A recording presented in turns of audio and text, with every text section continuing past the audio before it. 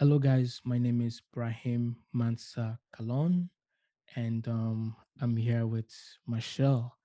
Michelle, before we have this wonderful conversation, can you briefly introduce yourself to the audience? Absolutely. So my name is Michelle Barker. I'm an author, a podcaster, a motivational speaker. I also do consulting work, and I am passionate about helping people go from a fixed mindset, which is stuck in the past and limits growth, to a growth mindset, and empowering them in their businesses. Wow, wonderful, wonderful. I like to ask people what is their why in life? You know, what is your why in life? Because that would lead to you engaging in starting up a business. That would Mhm. lead to a certain career path, right? That would lead to you getting involved in a cause. So, what is your why in life, and how important it is for people to have their why in anything that they embark on? Yeah, so my why was definitely when I was growing up, there was just no information personally that I found for myself. So, but the expectation, especially being a woman, was always perfection, it was always excellence, but there was never the teaching behind it. So in my early 20s, actually when I was 20, I took my self-development very seriously and I just started learning. I just started watching YouTube videos and self-development wasn't the thing that it is now. Like now, literally, like you get that information flowing freely. Like before you literally had to go looking for it, like really dig deep. So my why is because if you don't teach, how do people learn? Right? And so I just love sharing the things that I've learned, the research that I've put into my growth, and just sharing it with people. And, hopefully people get something out of it. Amazing, amazing. You Yeah. talked about a fixed mindset and a growth mindset. Can you kindly elaborate on these two types of mindset that people can hold, and how can I jump from having a fixed mindset to a growth mindset? Wow, I really like your questions, eh? Okay. All right. So a fixed mindset is essentially like a negative mindset. And it's also like a mindset that's very stuck in the past, right? Mm, mm, Because when things happen to us, and things happen to everybody, right? We feel like we're the only person that's going through it. And then we tend to put these negative connotations to it, like I'm unworthy or nothing's ever going to happen to me. And I always reference it to, like, I remember one time I sprained my ankle, right? And I went to the hospital to get it fixed. And then, I had to follow instructions. And then I moved on from there. I wasn't like, oh, because I broke my ankle, now I'll never walk again, or you know what I mean? But that's mm, emotionally, that's what us human beings, that's what we do. mm, So it's going from the mindset of can't, or it won't happen to me, or, I'm not deserving of this, to believing in yourself, right? So the growth mindset is like anything's possible. I'm going to go get it, mm, and it's helping people transition, by understanding that everybody has to learn to be resilient. So if you're looking at somebody who's successful, you're looking at somebody who's probably been through more than what a regular person has been through, mm, right? mm. Because it's everybody has like their regular challenges, but as soon as you start making progress, the haters start coming out, the sabotagers start coming out, and they still are able to move forward Mm. um, in that regard. So it's like if you have people hating on you, if you have people that are trying to sabotage you, that is not the universe's sign to quit. It's actually like the universe's sign that keep going, you're doing something right. So that's what I help, the people around me, my clients do. It's like doing the work, but you have to do the work, right? It's like people like this McDonald's fast, and not that I have anything wrong against McDonald's, but like, this very fast food way of success. And success is available to everybody, but it's you have to apply the principles of success in order to get there. So do you think that success is predictable, that anyone can attain it, with certain principles. If they follow the principles, um, that will create success. So my question is success predictable? That's a good question. Success can be predictable, but I have to say, success is not for quitters. It is not for people that want to take shortcuts.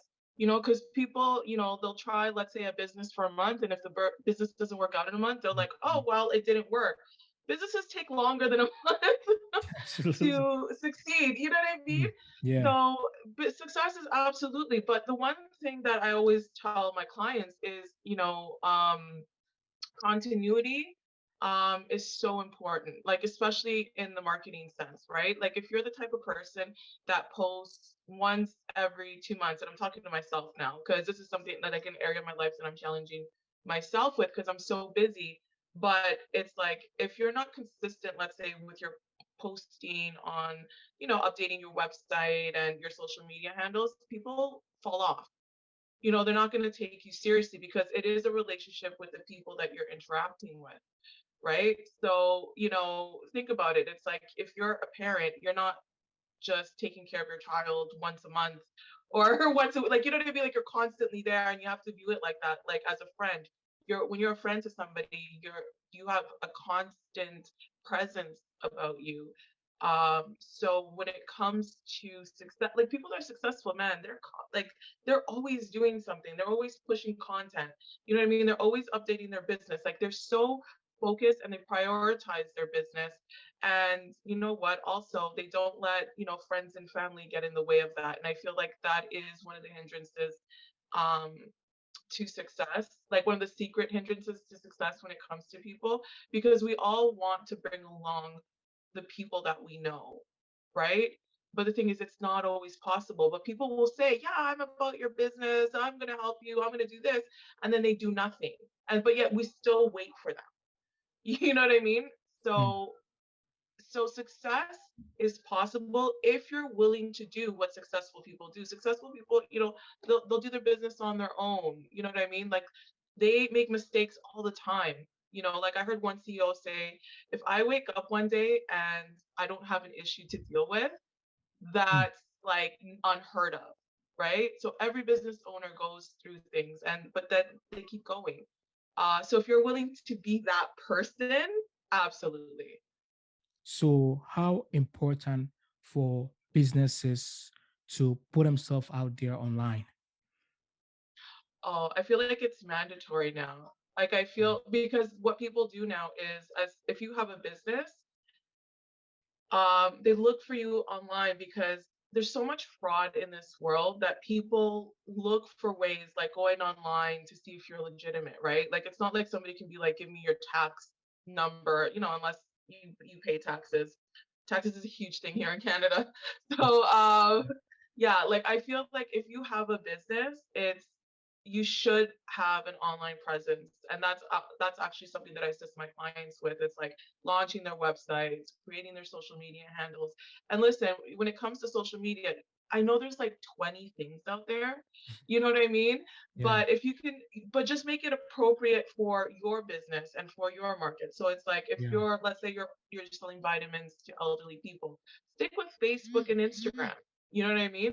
But if you're like a young social entrepreneur, include Snapchat. Like make your online presence up, like appropriate or in connection to your own business.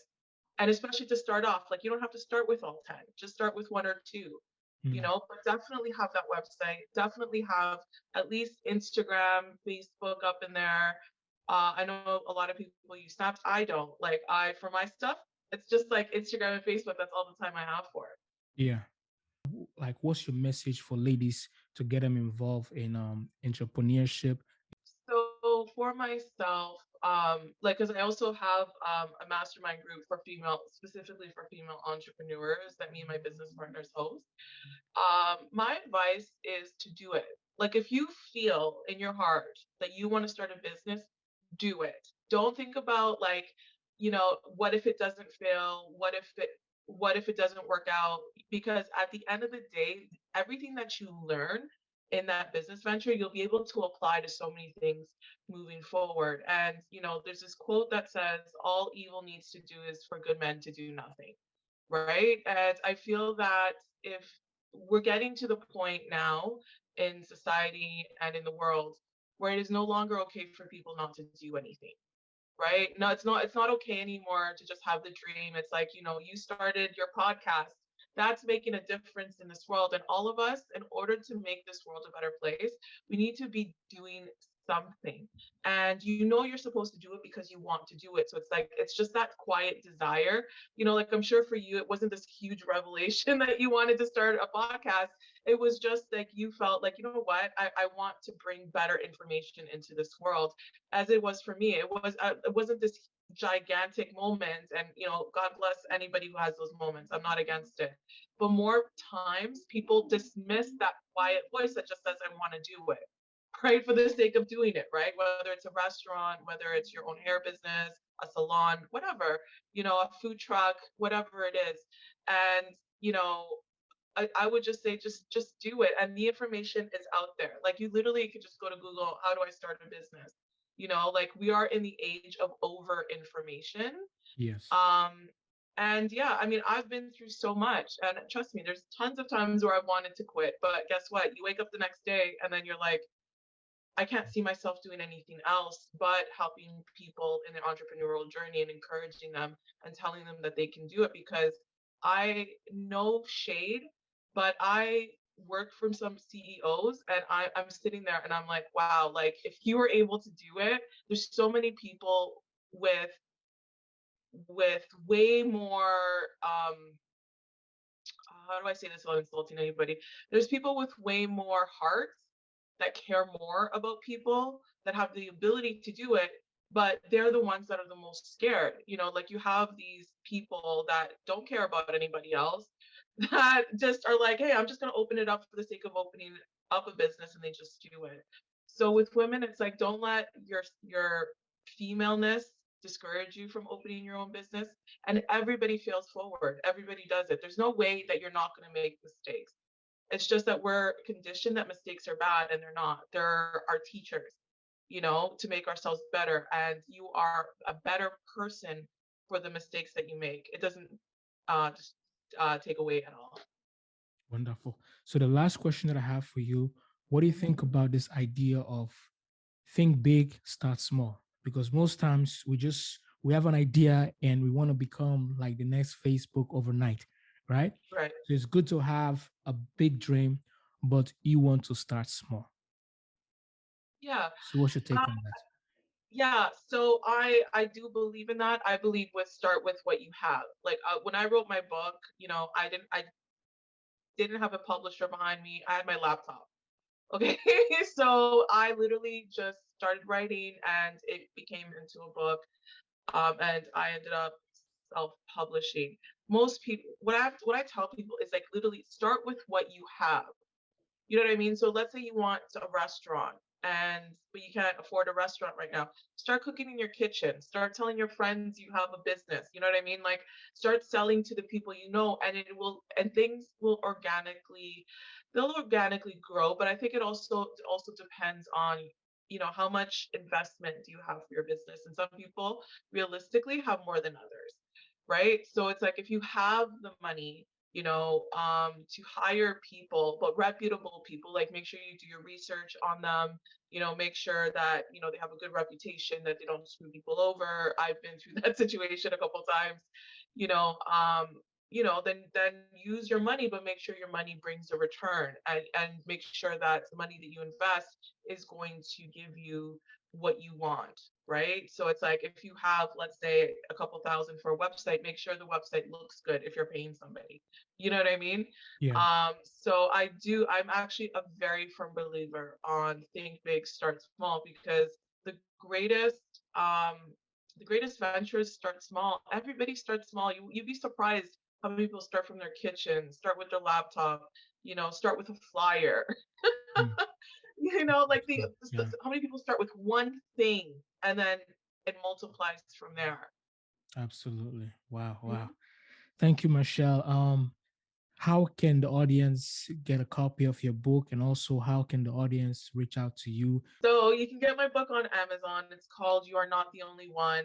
It's a self-development book on just like the life principles that I had to learn being a single mom and just like all the struggles that brought me up into this point.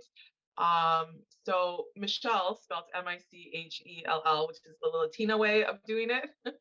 Okay, so at Michelle Barker, Barker, on Instagram, on Facebook, and also you can email me, Michelle at michellebarker.com. My website's Michelle Barker, so it's super easy across the board. And that's the Yeah, other thing.